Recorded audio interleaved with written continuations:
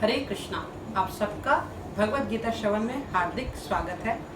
आज हम पढ़ेंगे अध्याय 5 कर्मयोग कृष्णा भावना भावित कर्म का श्लोक 1 और श्लोक 2। अर्जुनोवाच संन्यासं कर्मणां कृष्णा पूर्णयोगं च शंससि यर्षय एतयो एकं तन्मे ब्रूहि सुनिश्चितम्।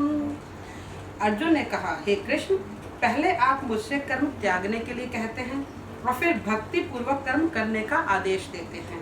क्या आप अब कृपा करके निश्चित रूप से मुझे बताएंगे कि इन दोनों में से कौन अधिक लाभप्रद है? तो यहाँ पे जो है अर्जुन 5वें अध्याय में कृष्ण से प्रश्न पूछते हैं, क्योंकि अगर आपने देखा होगा हम भगवत गीता में जिस तरह से अग्रसर हो रहे हैं, अध्याय 3 जो है वो कर्म योग के बारे में है, अध्याय 4 दिव्य ज्ञान के, और अब अध्याय 5 जो है वो कर्म योग के बारे में है, परंतु ये कर्म योग कृष्णा भावना भावित कर्म है। तो अर्जुन जो है वो कृष्ण से पूछते हैं कि आप मुझसे कहते हैं कि मैं जो आपने कर्म योग में बताया उन कर्मों का त्याग करूं और भक्ति में कर्मों को ग्रहण करूं, तो आप मुझे बताएं कि कौन से कर्म जो हैं वो अधिक श्रेष्ठ हैं। तो यहाँ कृष्ण जो है वो अर्जुन को उत्तर देते हैं। श्री भगवान उवाच संन्यास कर्म योगश्च निःश्रेयसकार बुभु तयो अस्तु कर्म संन्यासत् कर्म योगो विशेषते। श्री भगवान ने उत्तर दिया, मुक्ति के लिए तो कर्म का परित्याग तथा भक्ति में कर्म दोनों ही उत्तम है, किंतु इन दोनों में से कर्म के परित्याग से भक्ति युक्त कर्म श्रेष्ठ है। तात्पर्य श्रील प्रभुपाद के द्वारा। श्रील प्रभुपाद की जय। सकाम कर इंद्रिय तृप्ति में लगना ही भव बंधन का कारण है। जब तक मनुष्य शारीरिक सुख का स्तर बढ़ाने के उद्देश्य से कर्म करता रहता है, तब तक वह विभिन्न प्रकार के शरीरों में देहांतरण करते हुए भव बंधन को बनाए रखता है। तो बहुत ही सुंदर प्रश्न है कि हम कर्मयोग में जाएं या हम कृष्ण भावना भावित कर्म करें। तो यहाँ कृष्ण कहते हैं कि अगर आप अपने सकाम कर्मों का त्याग करते हैं तो संन्यास में जाते हैं तो वो भी उत्तम है, परंतु अगर आप भक्ति में कर्म करते हैं तो वह श्रेष्ठ है। क्यों कहते हैं ऐसा कृष्ण? संन्यास का अर्थ क्या है? संन्यास का अर्थ है अपनी इंद्रियों के विषयों में जो हम बुरी तरह से फंसे हुए हैं, जिन कर्मों में हम उलझे हुए हैं, उनका त्याग कर देना। परंतु क्या सिर्फ इन कर्मों का त्याग करने से हम सन्यासी बन जाएंगे? तो इन प्रश्नों का उत्तर इस श्लोक में दिया गया है। लोग इंद्रिय तृप्ति के पीछे मत हैं। वे ये नहीं जानते कि उनको क्लेशों से युक्त यह शरीर उनके विगत सकाम कर्मों का फल है। तो इंद्रिय तृप्त में इतने लिप्त हैं हम, और हम ये नहीं जानते हैं कि ये जो शरीर हमारा बना है ये हमारे कर्मों का ही फल है। जिस तरह के हमने कर्म किए उनका फल है, और ये क्लेशों से विकारों से युक्त शरीर है। यद्यपि यह शरीर नाशवान है, किंतु ये नाना प्रकार के कष्ट देता है।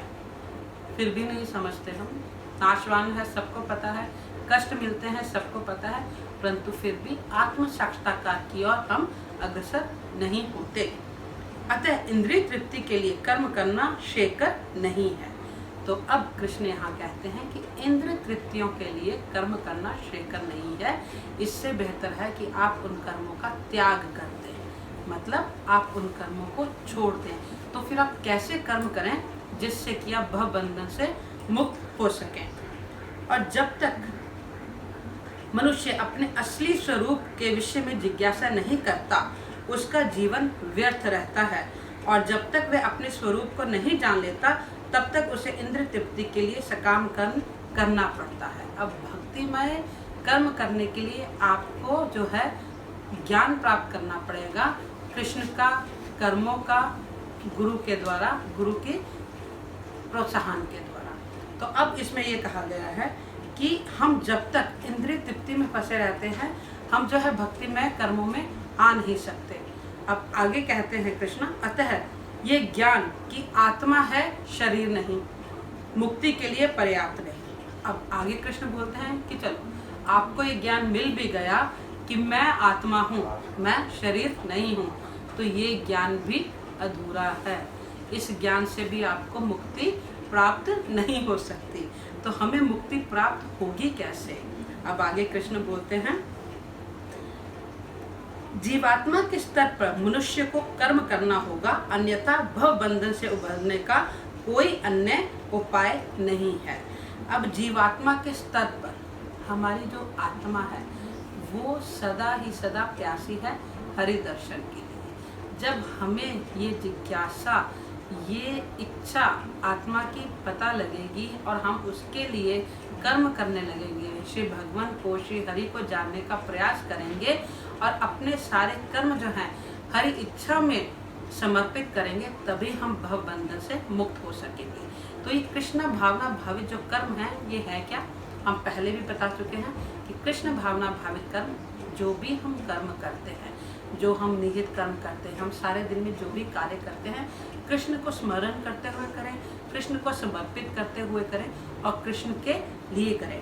क्योंकि ये जो कृष्ण भावना भावित कर्म हैं ये हमारे हृदय को शुद्ध बनाते हैं और हम इन कर्मों के बंधन से मुक्त हो जाते हैं। तो ये विशेषता है जब हम भक्ति में आते हैं कि हमें कर्मों की पहचान होनी चाहिए।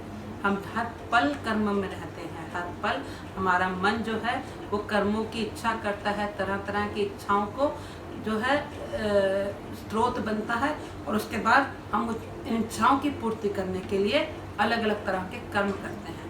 तो हम उन इच्छाओं का रुख, उस मन का रुख जो है अगर कृष्ण में लगा दें, इस मन को जो है कृष्ण के चरणों में लगा दें, तो हम भक्ति में कर्म कर सकते हैं। तो हमें किसी भी तरह का संन्यास लेने की आवश्यकता नहीं है। ये जो शब्द है संन्यास, फिर से मैं दोहराना चाहूँगी, संन्यास। संन्यास का मतलब है कि आप अपने इंद्रिय विषयों को छोड़ दें, वो कर्मों को छोड़ दें जो आप अपने इंद्रिय विषयों के लिए करते हैं। क्योंकि ये जानना आपके लिए बहुत ज़रूरी है। आपको कहीं बाहर जाने की ज़रूरत नहीं, अपने अंदर खोजें, अपने अंदर जाएं और संन्यास को ग्रहण करें। वो किस तरह से आप करेंगे हम इसमें आगे बताते हैं। अतः कृष्ण भावना भावित कर्म संन्यास से सदा श्रेष्ठ होता है, क्योंकि संन्यास में नीचे गिरने की संभावना बनी रहती है। कृष्ण भावनामृत से रहित संन्यास अपूर्ण है। संन्यास चलो ले भी लिया, ठीक है, निहित कर्म करने छोड़ दिए, हमने संन्यास ले लिया, मगर वो संन्यास तब तक पूर्ण नहीं होगा जब तक कि हम कृष्ण भावना भावित नहीं हो जाते, जब तक कि हम अपने हृदय को शुद्ध नहीं कर लेते, हम भगवान के चरणों में समर्पित नहीं हो जाते, वो संन्यास अपूर्ण है। और भगवद गीता में श्री भगवान और हमारे वेद कदापि हमें शिक्षा नहीं देते कि हम अपने निहित कर्मों को छोड़कर संन्यास की ओर अग्रसर हों। जब मुक्ति कामी व्यक्ति श्री भगवान से संबंधित वस्तुओं को भौतिक समझकर उनका परित्याग कर देते हैं तो उनका संन्यास अपूर्ण कहलाता है। तो संन्यास अपूर्ण क्यों कहलाता है?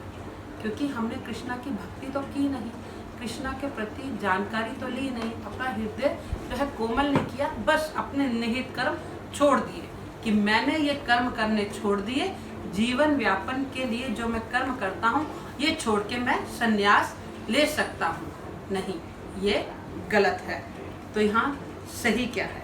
संन्यास तभी पूर्ण माना जाता है जब ये ज्ञात हो कि संसार की प्रत्येक वस्तु भगवान की है और कोई किसी भी वस्तु का स्वामित्व ग्रहण नहीं कर सकता। वस्तुतः मनुष्य को ये समझने का प्रयत्न करना चाहिए कि उसका अपना कुछ भी नहीं है। तो संन्यास का अर्थ ये है कि आप ये भली भांति समझें कि आपका कुछ नहीं है। तो जब आपने ये समझ लिया कि सब कुछ भगवान का है, मेरे कर्म जो मैंने करने हैं वो भी मैंने भगवान को अर्पण करने हैं, जो फल मिलेंगे वो भी भगवान को अर्पण करने हैं, तो आप सन्यासी हैं। आपको इसी तरह का संन्यास जो है वो पूर्ण करेगा। तो फिर संन्यास का प्रश्न कहाँ उठता है? तो क्यों लेना है हमें संन्यास? ये प्रश्न जायज ही नहीं है, ये प्रश्न वास्तविक ही नहीं है। जो व्यक्ति ये समझता है कि सारी संपत्ति कृष्ण की है वह नित्य सन्यासी है। बहुत ही सुंदर वाक्य है, बहुत ही सुंदर पंक्ति कि जो व्यक्ति ये समझता है कि सर्वस्व कृष्ण का है वह नित्य सन्यासी है। प्रत्येक वस्तु कृष्ण की है, अतः उसका उपयोग कृष्ण के लिए किया जाना चाहिए। कृष्ण भावना भावित होकर इस प्रकार का पूर्ण कार्य करना मायावादी सन्यासी के कृत्रिम वैराग्य से कहीं उत्तम है। तो हमें मायावादी सन्यासी नहीं बनना, हमें परमात्मा श्री भगवान श्री कृष्ण के बारे में और उचित ज्ञान लेना है, तभी हम सन्यास ज्ञान कर सकते हैं। और हम नित्य सन्यासी हैं क्योंकि हम कृष्ण भावना भावित कर्म करते हैं, हम कृष्ण को सर्वस्व समर्पण अपना समर्पित करते हैं। हरे कृष्णा।